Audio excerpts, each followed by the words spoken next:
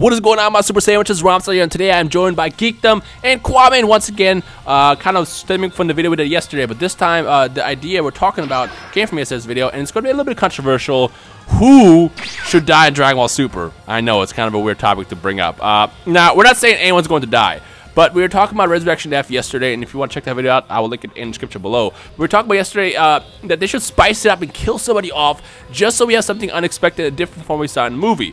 And both myself, Kwame, and Geekdom are going to give us our own thoughts. And what we're going to hear from you guys is if you could pick one person from Dragon Ball Super right now to kill off, who would it be and why? Drop that comment right now. But without further ado, let's go down this list. So how about we start with Geekdom, because Geekdom said he had a good one. Geekdom, who do you want to see die in Dragon Ball Super if you have to choose one person?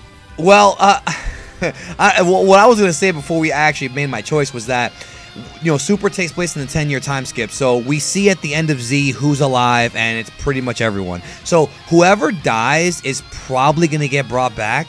Obviously. Right? Well, let's not even think about the future. Like, let's completely rewrite that out in. Like, they don't have to be in the end, because I feel like they're going to retcon it anyways. But if you pick anybody. If you could pick anybody, who would it be? Oh, shit. You realize that's another topic for another day, why you think it's going to be retcon. Yep. We'll do that one next. No, okay, but yeah, okay, that changes things. You kind of threw me off. I think. But if you want to think a little bit more about that, then we can have Kwame go. Well, no, yeah, you know what? Let me think about it. But all I was gonna say is that if somebody dies, it would have to be either a new character or somebody else. But actually, I'm gonna give you my pick right now. I'll tell you right now who I think should die. Who is it? Beerus. Ooh, my favorite character. Why? Why you do this? I love Beerus, but what better way to bring in the final villain of Dragon Ball Super, essentially the final villain of the entire series in many ways, than to have him wipe out Beerus, the most impressive guy. Honestly, I talked about this before, and that would be powerful. It would be really powerful, and it makes the most sense. Like, they spent the last 2-3 years developing Beerus, and a lot of us learned to love him. He's my favorite character, and to take him out like that, that's powerful. That's very powerful. That could make definitely a lot of impact in the series. Yeah, and then at that point, you could have Goku and Vegeta eventually surpass him and beat this bad guy.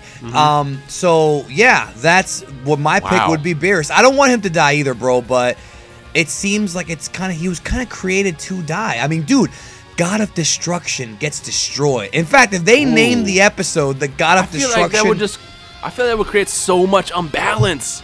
Because he's been alive like over, what, 75 million years? Did they ever mention how long he's been around? All right, no, I got one for you. All right, I'm gonna blow your mind right now. Get ready. I'm gonna have your mind blown. All right, sit down for this one. This is how the series is gonna end.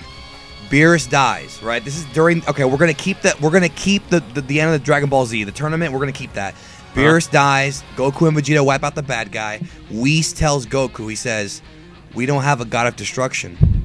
What I need you to do is, in a couple of years, there's gonna be a martial arts tournament.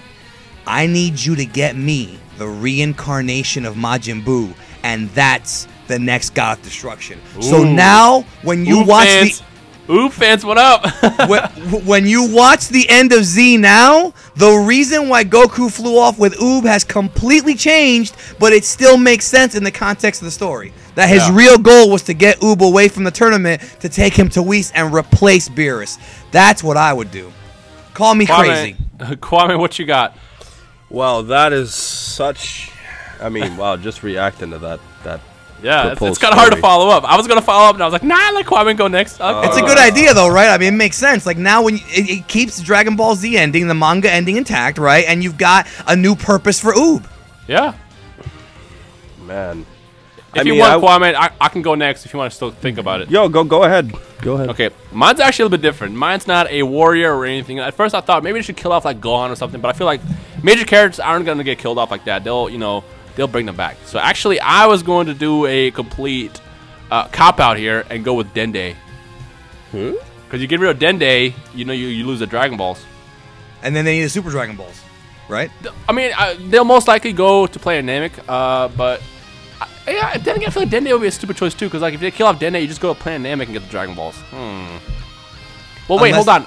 Aren't can't they not use the Dragon Balls from Namek anymore? No, they can use them because they used them in the manga. In fact, that's another topic right there. the fact that the Supreme Kai and Kibito are now separate beings according to the Torotaro manga. So those of you who are still fans of GT and wanted to fit it into the canon, it's pretty much impossible at this point. But they can still use those. But I was wondering, what if a villain or Champa blows up Namek? Then it's like, okay, now we're screwed. We really have no Dragon Balls. Ooh, what if this would actually end up going? Like, then they ends up dying, Planet Namek explodes, and now they have to go to Universe 6 to get the Super Dragon Balls to kind of reverse stuff. That could work. That'd be crazy. I just want to go with Dende just because death in Dragon Ball, let's be real here, death in Dragon Ball is a joke. Nobody dies. Like, you die, you come back tomorrow. It's like, they're to the point where it's like, oh, crap, that city got blown up. It's okay, we'll bring it back tomorrow. It's like, death is a joke in the Dragon Ball series, and just for now, I'm going to go with Dende just because, number one, it'd be emotional because Dende has been around for quite a bit. At the same time, he's not that much of a major character, so it wouldn't like piss off too many people. But it's enough to like they kill off Dende, and they can't use the regular Dragon Balls to bring back whoever. So they have to kind of rely on Goku to go to Planet Namek and get those Dragon Balls to make the wish. Can you actually bring back Dende? No, you can't. You can't. Well, you can with the Namekian balls because you can grant multiple wishes with the Namekian balls, so they could bring him back with those. I just feel like he was already revived by Purunga before. Does Purunga have the same rule?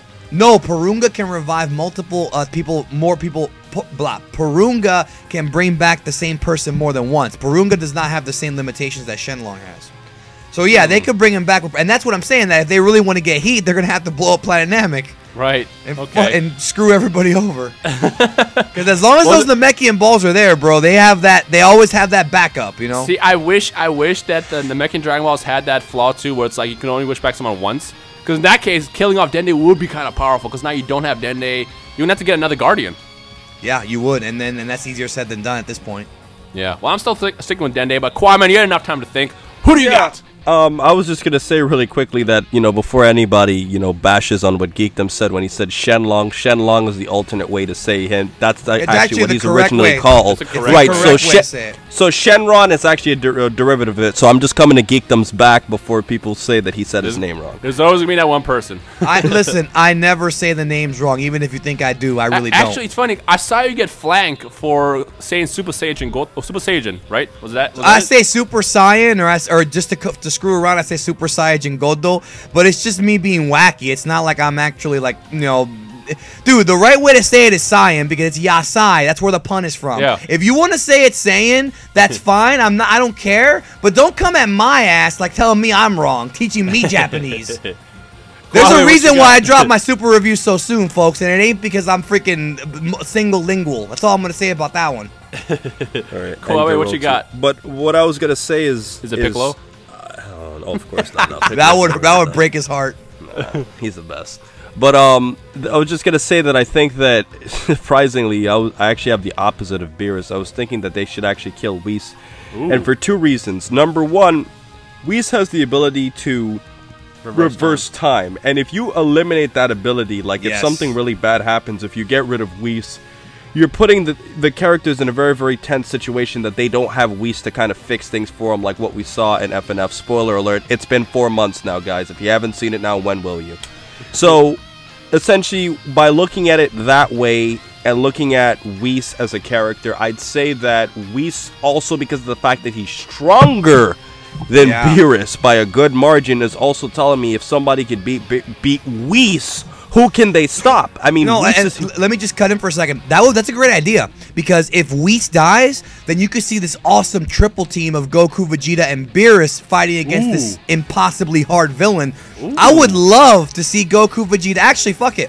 I want to see Goku, Vegeta, Beerus, and Champa all team up against one big tough guy. We might not ever see it, but wouldn't it be great if Goku and Vegeta did the fusion pose, and then they teach it to Beerus and Champa? What kind of monster would Beerus and Champa be if they fused? Well, me and Rhymestyle have already pretty much theorized that Champa is almost certainly a antagonist, a serious antagonist in the series. I mean at the end. I said he was neutral. I said he was neutral. Oh wait, you said he was neutral? Mm-hmm. Oh. But at the end of the series, he might not be a serious antagonist. Remember, in Dragon Ball, everybody starts out bad and turns good, except Frieza and Cell. Yeah, Frieza's just a dick. Mercenary talent. But I don't know, Whis is a really good one too, because like I said, there's something that I always wanted to see about Dragon Ball Super since they first announced it was I want to see Beerus get angry and really fight. Yes, because that's his boy. I mean, they're boys. Yeah, in the millions of years he's been alive, like he's probably never been angry. He probably doesn't even remember how to be angry outside, like the rage that he the has. pudding. Yeah, I want to see actual anger, like oh my god, my homie just died. Like, you know, I gotta hold it down. Like, that's what I want to see. No, and really think about one. this: if this son of a bitch sneezed or got wasabi up his nose, then took out 2 or 3 planets, can you imagine how angry he would be if Whis died, bro? His power up.